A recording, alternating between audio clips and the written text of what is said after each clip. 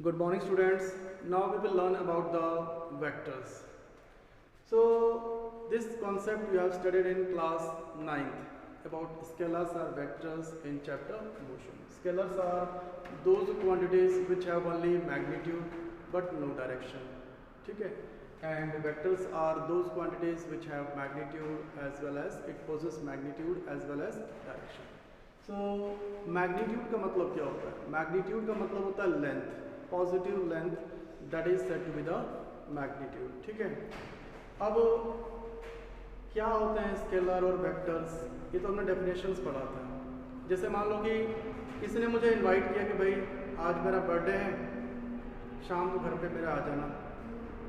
तो 4 किलोमीटर चलेंगे तो आप घर पहुंच जाएंगे. तो क्या ये स्टेटमेंट इंफॉर्मेटिव है क्या ये स्टेटमेंट इंफॉर्मेटिव है कि मैं 4 किलोमीटर चलूँगा तो मैं किसी घर पहुंच जाऊँगा जिसने बुलाया है?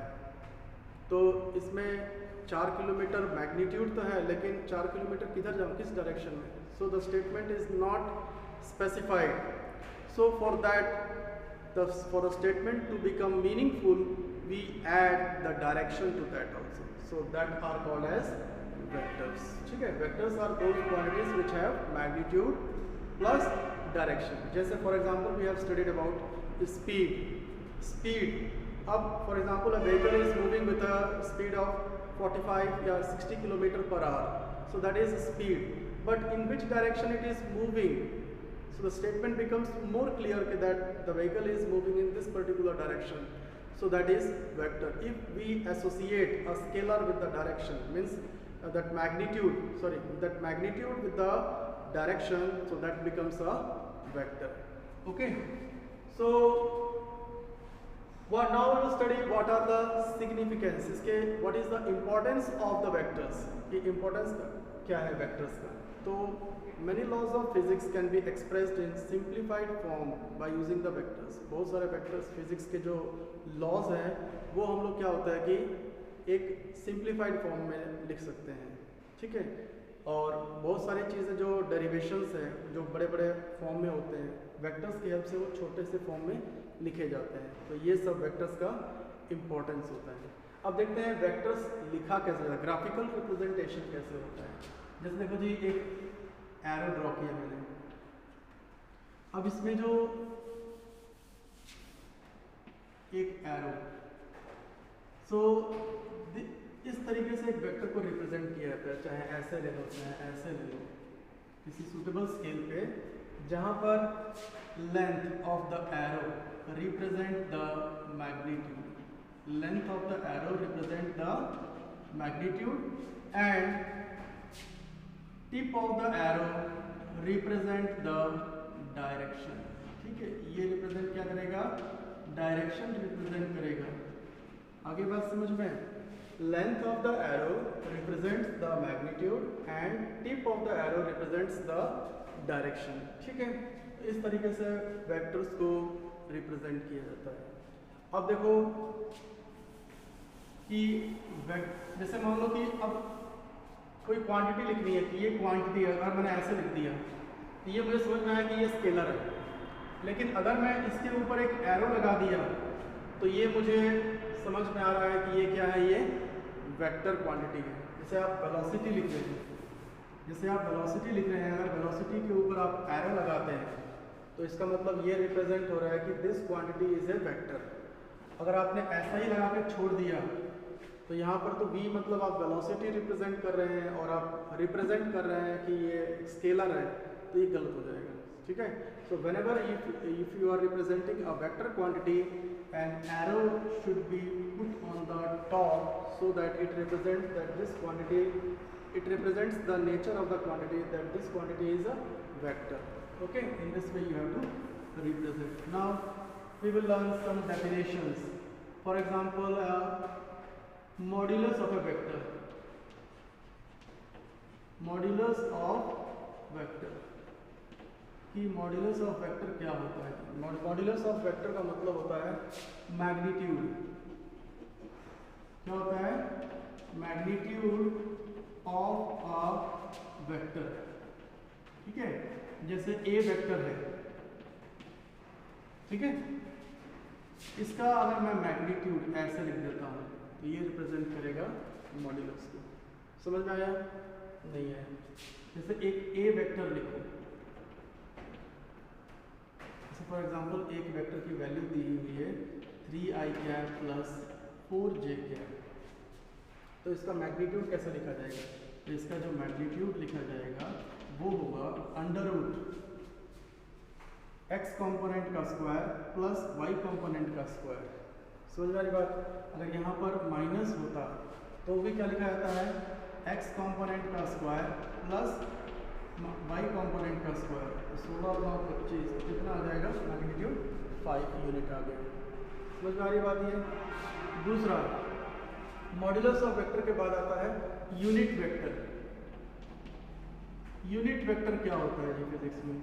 यूनिट वेक्टर का मतलब होता है a vector of unit magnitude. जैसे यूनिट वेक्टर को जनरली ऐसे ऊपर लिखा जाता है एक कैप, इसको क्या बोलते हैं? कैप या हैट भी बोलते हैं। क्या बोलते हैं? कैप या हैट भी कहा जाता है। तो a cap unit vector is defined as a vector divided by its magnitude. A vector divided by its magnitude, इसलिए कहा था यूनिट वेक्टर। और यूनिट का मतलब होता है 1। तो यूनिट वेक्टर से रिलेटेड कुछ बातें हैं तो आपको याद होनी चाहिए। एक तो है कि x एक्सिस, y एक्सिस और z एक्सिस में जो हम लोग यूनिट वेक्टर डिफाइन करेंगे वो i कैप, j कैप और k कैप। ये आगे बार बार रिपीट नहीं करूँगा मैं, आपको समझ में आना चाहिए। i कैप मतलब क्या है? i कैप मतलब क्या है? Unit vector along x axis. Okay, i cap means unit vector along x axis. j cap मतलब unit vector along y axis और k कैप मतलब unit vector along z axis. ये ऐसा नोटेशन हम लोग पूरे चैप्टर में या पूरी फिजिक्स में हम लोग यूज करते हैं। ठीक है, पहली चीज। दूसरी चीज, यूनिट वेक्टर वो होता है जिसका मैग्नीट्यूड कितना होता है? 1। Unit vector is that vector whose magnitude is 1। Unit vector का कोई भी यूनिट नहीं होता है। No unit no dimension. बात समझ आ रही है? Unit vector has no unit no dimension. और चौथी चीज है यूनिट वेक्टर से रिलेटेड है कि it represents direction of that physical quantity. अगर किसी भी वेक्टर के साथ में अगर यूनिट वेक्टर लगा दिया है तो वो रिप्रेजेंट करेगा उसका डायरेक्शन को। ठीक है, जैसे यहाँ पर ये मैग्नीट्यूड है और ये डायरेक्शन को रिप्रेजेंट करेगा कि x एक्सिस में। ठीक है, तो it represents direction of a physical quantity. Clear है? एक एग्जांपल से समझते हैं यूनिट वेक्टर। ये जब कुछ चीज याद रहे चाहे, लेकिन ये याद रहना चाहिए कि i cap unit vector along x axis, j cap unit vector along y axis and k cap unit vector along z axis. तो जैसे इसी को a वेक्टर को अगर मैं ऐसा लिखता हूँ 3i cap minus 4j cap plus k cap. ठीक है, इसमें x axis y axis 3 coordinates लिया मैंने इसमें। तो अगर मुझे इसका यूनिट वेक्टर निकालना है तो यूनिट वेक्टर निकालने के लिए क्या करेंगे? पहले तो लिखेंगे फॉर्मूला है vector divided by its magnitude. तो ए वेक्टर का मतलब एज इट इज ये आ जाएगा 3i cap minus 4j cap plus k cap upon इसका जो मैग्नीट्यूड निकालने के लिए क्या बताया था मैंने, कैसे निकालते हैं? 3 का स्क्वायर प्लस माइनस 4 का स्क्वायर प्लस 1 का स्क्वायर। ठीक है, तो कितना आ जाएगा? 3i cap minus 4j cap plus k cap upon कितना आ जाएगा? 26. In this way unit vector is calculated. Okay, so you have understood modulus of vector, unit vector. Now let us see the next one, that is the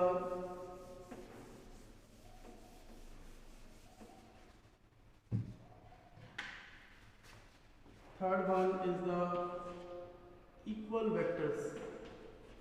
ये कुछ definition से आपको पता होना चाहिए। Equal vectors, equal vectors का मतलब क्या होता है कि जैसे ये ए वेक्टर है, ये एक और वेक्टर है बी वेक्टर, तो हम बोलते हैं इक्वल वेक्टर्स है। इक्वल वेक्टर का मतलब क्या होता है कि इनके मैग्नीट्यूड भी सेम है, डायरेक्शन भी सेम है।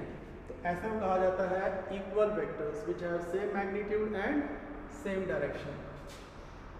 Fourth one, negative vector.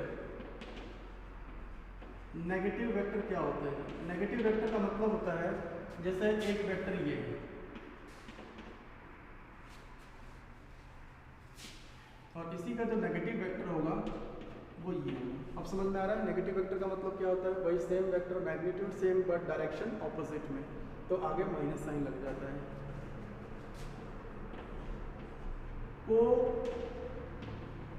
को इनिशियल वेक्टर।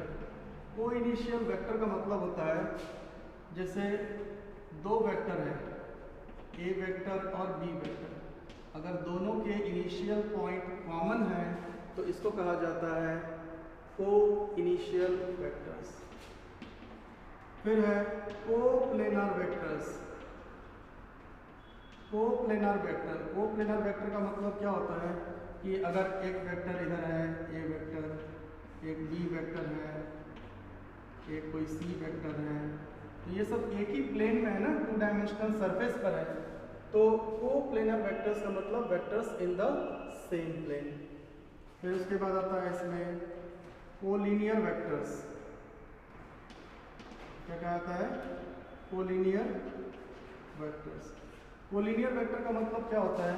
या तो दोनों वेक्टर सेम डायरेक्शन में है, ठीक है, वेक्टर्स ऑफ इक्वल या अनइक्वल मैग्नीट्यूड, इक्वल या अनइक्वल मैग्नीट्यूड, लेकिन उनका डायरेक्शन क्या है? सेम है, तो ऐसा कहा जाता है कोलिनियर वेक्टर्स। ठीक है, so these are the some definitions which you have to memorize. Okay, thank you.